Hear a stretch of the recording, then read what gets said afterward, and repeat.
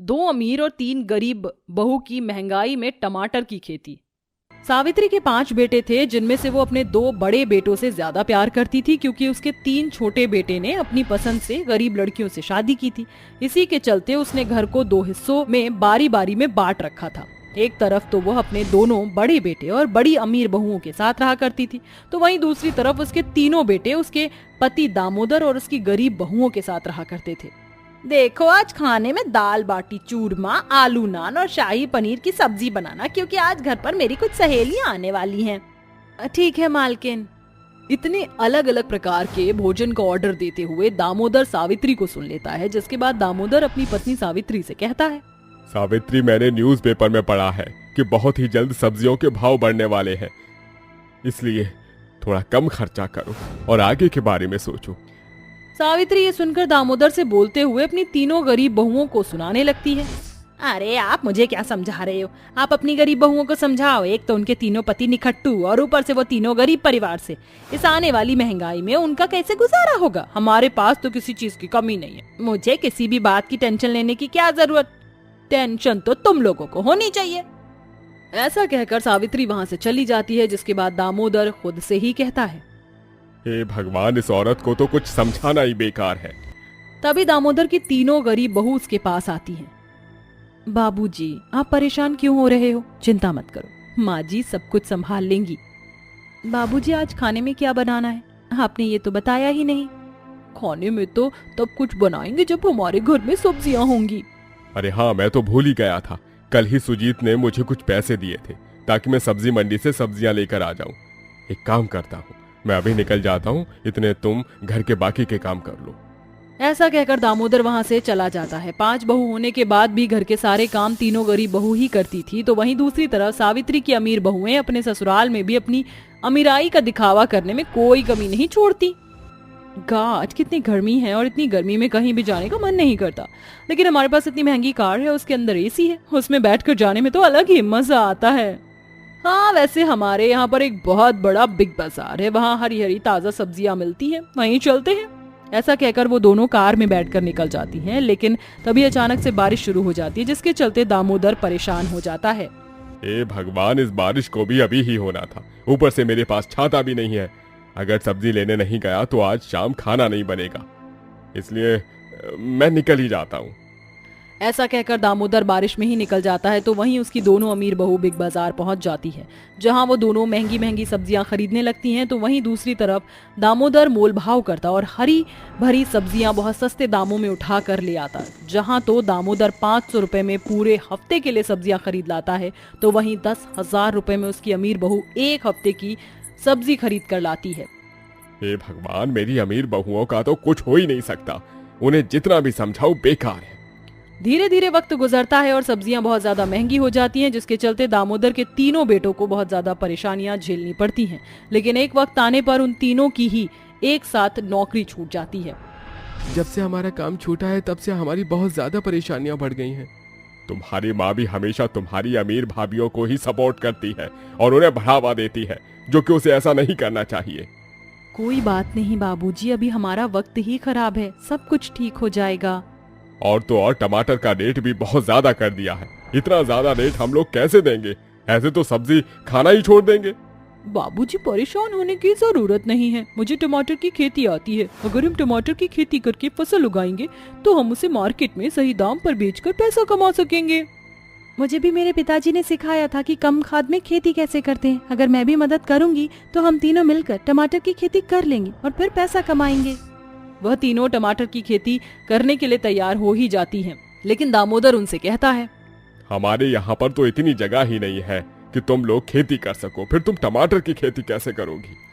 आरती, पुष्पा और सुप्रिया तीनों ही ये सुनकर सोच में पड़ जाती हैं, जिसके बाद अचानक से पुष्पा को एक आइडिया आता है और वो कहती है, पिताजी आपको तो पता ही है, पहले आप टायर बेचने का काम किया करते थे और वो सभी टायर अब हमारे घर के पीछे एक स्टोर रूम में पड़े हुए हैं। हम उन टायरों के अंदर खेती करेंगे और जहाँ चाहे वहाँ रख देंगे, इससे हमें जगह की दिक्कत नहीं होगी।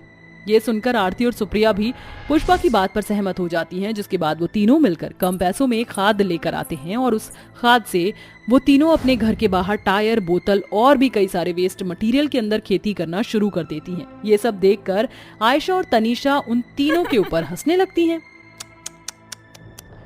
देखो तो सही इन तीनों को, ये तीनों क्या कर रही हैं? हे भगवान, गरीबी के मारे इन तीनों का बुरा हाल हो रहा है। अगर तुम तीनों को पैसों की जरूरत है तो तुम हमसे मांग सकती हो। इन गरीबों को तो हम मदद कर ही सकते हैं, चाहे अभी हमारी लेवल में है या नहीं, लेकिन है तो हमारी देवरानी। अगर तुम्हें पैसे चाहिए तो हमसे ले लो, क्या पता तुम्हारी कोई मदद हो जाए, क्योंकि ये फालतू का काम करने से तो तुम्हें कुछ नहीं मिलने वाला। ऐसा कहकर वह दोनों अपनी कार में बैठती और घूमने के लिए निकल जाती हैं। आखिर इन तीनों को हमसे दिक्कत क्या है?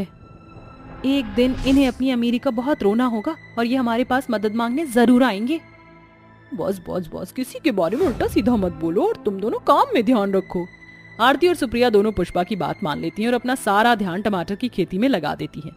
कुछ दिनों की मेहनत के बाद टमाटर की खेती शुरू हो जाती है और देखते ही देखते उनके अंदर टमाटर उगने लगते हैं। ये देखकर नताशा और आयशा दोनों हैरान रह जाती हैं, लेकिन उन्हें जरा भी फर्क नहीं पड़ता। अब पुष्पा, आरती और सुप्रिया तीनों मिलकर अपनी गरीबी को मिटाने के लिए उन टमाटर को ले जाकर बाजार में बेचना शुरू कर देती हैं, जिससे वो अच्छा खासा पैसा कमाने लगती हैं। अरे देखो जरा, हमने आज कितने सारे पैसे कमाए हैं। हाँ, उम्मीद से ज्यादा टमाटर की खेती करने में तो बहुत फायदा है। चलो अब घर चलते हैं, आज घर पर जाकर हम अच्छा अच्छा खाना बनाएंगे। तीनों अपने घर वापस आकर अच्छा खाना बनाना शुरू कर देती हैं। वहीं दूसरी तरफ सावित्री के दोनों बड़े बेटों को बिजनेस में बहुत बड़ा लॉस हो जाता है और उन्हें कई सारी परेशानियों का सामना करना पड़ता है। ये क्या, हम तो अर्श से फर्श पर आ गए। हमसे अच्छा तो हमारी देवरानियां निकली। तभी अनुराग उनके पास आता है और कहता है, आज मेरे बॉस आने वाले हैं, वो हमारे बिजनेस को स्टार्ट करने में हमारी मदद कर सकते हैं, इसलिए उनकी खातिरदारी में कोई कमी नहीं होनी चाहिए। अनुराग और कैलाश ऐसा कहकर वहां से चले जाते हैं, जिसके बाद उनकी पत्नियां जो भी उनके पास पैसे होते हैं उनसे ऑनलाइन खाना ऑर्डर कर देती हैं, जिसके बाद उनके सारे पैसे खत्म हो जाते हैं। कुछ ही देर बाद अनुराग और कैलाश के बॉस भी आ जाते हैं। सब कुछ सही चल रहा होता है। जैसे ही वो खाना खाकर वापस जा रहे होते हैं, उनकी नजर वेस्ट मटेरियल जैसे टायर, बोतल और डब्बों के अंदर टमाटर की खेती उगी हुई देखकर वो हैरान रह जाते हैं। वाह, कितना अच्छा टैलेंट है, तुम तीनों तो बहुत ज्यादा टैलेंटेड हो। हमारी एक कंपनी में तुम्हारे जैसे टैलेंटेड लोगों की जरूरत है, क्या तुम हमारे साथ काम करना चाहोगे? ये सुनकर आरती, सुप्रिया, पुष्पा तीनों ही बहुत खुश हो जाती हैं और उन्हें हाँ कर देती हैं। सावित्री और उसकी दोनों अमीर बहुओं को अपनी गलती का पछतावा होता है और वो दोनों अपनी तीनों देवरानियों से माफी मांगती हैं और अपनी अमीरी का घमंड हमेशा के लिए खत्म कर देती हैं। जिसके बाद वो सभी अब एक साथ खुशी खुशी रहने लगते हैं और अब पांचों बहू मिलकर टमाटर की खेती करके खुद का बिजनेस शुरू कर। पापा, मुझे आईफोन 14 प्रो मैक्स चाहिए। मेरे सभी फ्रेंड्स के पास है, मुझे भी चाहिए। लेकिन श्रुति बेटा, तुमने कुछ दिन पहले ही तो आईफोन 13 लिया था। तुम्हें आईफोन 13 लिए हुए अभी 2 महीने भी नहीं हुए हैं। कुछ टाइम रुक जाओ, फिर ले लेना। नहीं, मुझे नहीं पता, मुझे चाहिए तो अभी चाहिए, वरना नहीं चाहिए। क्या हुआ मेरी प्यारी बहन को, क्या चाहिए बताओ, मैं तुम्हें ला कर दूंगा। भैया देखो ना, मेरे सभी फ्रेंड्स के पास आईफोन 14 प्रो मैक्स है, लेकिन मेरे पास ही नहीं है। एक मैं ही हूँ जो आईफोन 13 चला रही हूँ। बस इतनी सी बात, चलो मेरे साथ, मैं तुम्हें आईफोन 14 प्रो मैक्स दिलाता हूँ। क्या सच में भैया? हाँ मेरी प्यारी बहन, सच में। चलो जल्दी से रेडी हो जाओ, फिर हम चलते हैं। इकलौती बहन होने की वजह से श्रुति के भाई उसकी हर ख्वाहिश को पूरा कर देते थे। श्रुति के माँ बाप भी श्रुति से बहुत ज्यादा प्यार करते थे, लेकिन वो जानते थे कि श्रुति की हर ख्वाहिश को पूरी करने से कहीं श्रुति बिगड़ ना जाए। देखा आपने कैसे अतुल उससे फोन दिलाने के लिए चला गया। माना श्रुति हमारी इकलौती बेटी है और वो हमें जान से भी ज्यादा प्यारी है, लेकिन इसका मतलब ये नहीं कि हम उसकी हर बात को पूरा करेंगे। कल को जाकर कहीं वो बिगड़ ना जाए, मुझे तो इसी बात का डर है।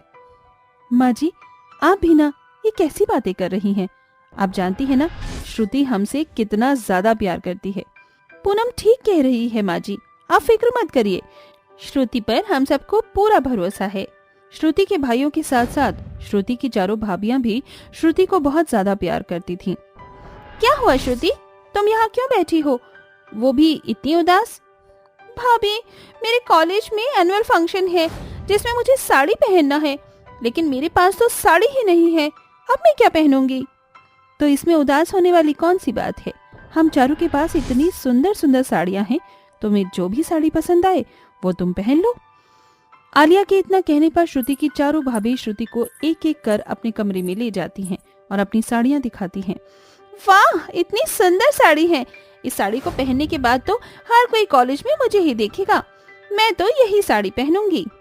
सच में श्रुति, तुम्हारी पसंद बहुत अच्छी है। ये साड़ी तुम पर बहुत अच्छी लगेगी। अमृता श्रुति को अपनी साड़ी दे देती है, जिसके बाद श्रुति अपने एनुअल फंक्शन पर अपनी भाभी की ही साड़ी पहनती है। ऐसे ही दिन बीतने लगते हैं और एक दिन जी मैं सोच रही थी कि श्रुति की अब शादी की उम्र हो गई है, तो क्यों ना हम उसके लिए एक अच्छा रिश्ता देखकर उसकी शादी कर दें। कमला, मैं भी यही सोच रहा था। मेरी नजर में एक रिश्ता है, घर परिवार बहुत अच्छा है। मैं आज ही श्रुति की शादी की बात करता हूँ। श्रुति के पिता विनोद जल्दी से श्रुति की शादी की बात करते हैं, जिसके बाद श्रुति का रिश्ता तय हो जाता है और देखते ही देखते कुछ ही दिनों में श्रुति की शादी हो जाती है। श्रुति के माँ बाप और उसके भाई बड़े ही धूमधाम से श्रुति की शादी करते हैं और नम आंखों से उसे विदा करते हैं। शादी के कुछ दिन तो श्रुति के मायके में सब कुछ ठीक रहता है, लेकिन एक दिन अचानक पिताजी कहाँ हैं आप सब लोग जल्दी से नीचे आइए। अरे क्या हुआ अजय, तुम चिल्ला क्यों रहे हो? सब ठीक तो है ना? पिताजी, हमारी कंपनी में न जाने कैसे आग लग गई। हमारी कंपनी जल गई, सब बर्बाद हो गया। अब हम लोग क्या करेंगे? अभी तो हमने लोन के पैसे भी पूरे नहीं दिए थे। अब हम लोग लोन के पैसे कहाँ से देंगे? अजय की सारी बात सुनकर सारा परिवार हैरान हो जाता है, जिसके बाद लोन को चुकाने के लिए विनोद को अपना घर बेचना पड़ता है। घर बेचने के बाद पूरा परिवार एक छोटे से किराए के मकान में आ जाता है। देखते ही देखते पूरी परिवार की शान और शौकत खत्म हो जाती है। हे भगवान, ये तूने क्या कर दिया? तूने हमसे हमारा सब कुछ छीन लिया। अब मेरी बहुओं को क्या होगा? वो कैसे इस गरीबी में जिएंगी? माँ जी, आप फिक्र मत करिए, हम इस गरीबी में भी जी लेंगे। हमारे पास पैसे नहीं हुए तो क्या हुआ, हम एक दूसरे का साथ है और एक दूसरे का प्यार भी है, और यही हम सबके लिए काफी है। समर के साथ साथ सारा परिवार गरीबी में जीना सीख रहा था। मैं सोच रही थी कि श्रुति से मिले हुए काफी समय हो गया है ना, क्यों ना हम उसको खाने पर बुलाएं? बहू, तुमने तो मेरे दिल की बात ही कह दी। मैं भी कब से श्रुति बेटा को घर पर बुलाना चाह रहा था, लेकिन अपनी गरीबी की वजह से उससे बोलने की हिम्मत नहीं हुई। पिताजी, आप कैसी बातें कर रहे हैं? श्रुति हम सबसे बहुत प्यार करती है। अब हम चाहे गरीब हो या अमीर हो, है तो उसका परिवार ही ना। आप उसे आज ही खाने पर बुला लीजिए, हम सब मिलकर उसकी मन पसंद की चीजें खाने में बनाएंगे। विनोद जल्दी से अपनी बेटी श्रुति को कॉल करता है और उसे खाने पर बुलाता है, जिसके बाद श्रुति अपनी महंगी सी गाड़ी से उतरती है और अपने गरीब मायके में आती है। श्रुति बेटा, कैसी हो तुम? तुमसे मिले हुए काफी समय हो गया था, तुम्हारी बहुत याद आ रही थी। श्रुति, मेरी बहन, तुम अपने ससुराल में खुश तो हो ना? तुम्हें वहाँ किसी भी चीज की कोई कमी तो नहीं है ना? भैया, आप कैसी बातें कर रहे हैं? आप जानते तो हैं मेरा ससुराल कितना अमीर है, तो मुझे किसी भी चीज की क्या कमी होगी। श्रुति की बातें सुन सारा परिवार उदास हो जाता है, लेकिन श्रुति के प्यार में कोई भी उसे कुछ नहीं कहता, जिसके बाद सब लोग खाना खाने के लिए बैठते हैं। देखो श्रुति, आज मैंने खाने में तुम्हारी मनपसंद की चीजें बनाई हैं, खाकर बताओ तो कैसे बनी है। ओफो भाभी, आपने क्या बना दिया है? मैं इसे नहीं खा सकती। वो क्या है ना, आजकल मैं डाइट पर हूँ, तो इसीलिए मैं सिर्फ हेल्दी फूड खाती हूँ। आप इसे प्लीज ले जाइए, मैं इसे नहीं खा सकती। लेकिन श्रुति, ये सब चीजें तुम्हें बहुत पसंद थी ना, और शादी से पहले तो तुम ये सब बहुत खाया करती थी। हाँ भाभी, लेकिन वो शादी से पहले की बात थी। मेरे ससुराल में सब हाई स्टैंडर्ड का खाना खाते हैं। ऐसी चीजें तो मेरे ससुराल के नौकर भी नहीं खाते हैं, तो मैं कैसे खा लूंगी? श्रुति, ये तो कैसी बातें कर रही है? शादी के बाद क्या अपनी भाभी से बात करने की तमीज भूल गई है? माँ, इसमें तमीज की क्या बात है? जो बात है मैंने वही बोल दी। कोई बात नहीं माँ जी।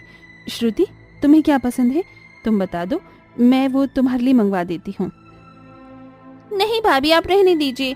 मेरा फूड आप सभी लोग अफोर्ड नहीं कर पाओगे, वो बहुत अच्छा एक्सपेंसिव होता है ना, इसीलिए मैं अपना खाना खुद ही ऑर्डर कर लूंगी। इतना कहकर श्रुति खाने पर से उठकर बाहर चली जाती है और अपना खाना ऑर्डर करती है। श्रुति का ऐसा बर्ताव देखकर सारे परिवार वालों को बहुत दुख होता है। माँ जी, हमारी गरीबी की वजह से श्रुति को हमारे साथ रहने में कितनी परेशानी हो रही है ना। वो तो हमारा हाथ का बना हुआ खाना भी नहीं खा रही है। हाँ बहू, मैं समझ सकती हूँ, लेकिन क्या करें, बिजनेस में अगर कभी लॉस हुआ तो उससे निपटने के लिए हमने पैसे रख रखे थे। लेकिन श्रुति हमारी इकलौती बेटी थी, इसीलिए वो पैसे भी हमने श्रुति की शादी में लगा दिए, जिससे श्रुति की शादी में किसी भी चीज़ की कमी नहीं हुई। अगर वो पैसे आज होते तो हम दोबारा अपना काम शुरू कर सकते थे और हमें इस गरीबी में नहीं जीना पड़ता। दूर खड़ी श्रुति ये सारी बातें सुन लेती है, जिसे सुनकर श्रुति की आंखों में आंसू आ जाते हैं और उसे अपनी गलती का एहसास हो जाता है, जिसके बाद वो सबसे माफी मांगती है।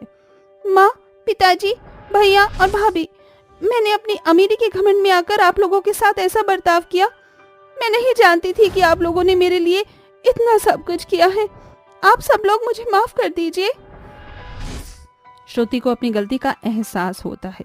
सारा परिवार उसे माफ कर देता है, जिसके बाद श्रुति अपने पति से कहकर अपने मायके वालों की मदद करवाती है और देखते ही देखते श्रुति के मायके वाले फिर से अपने बिजनेस को खड़ा करते हैं और खुशी खुशी पहले की तरह रहते हैं।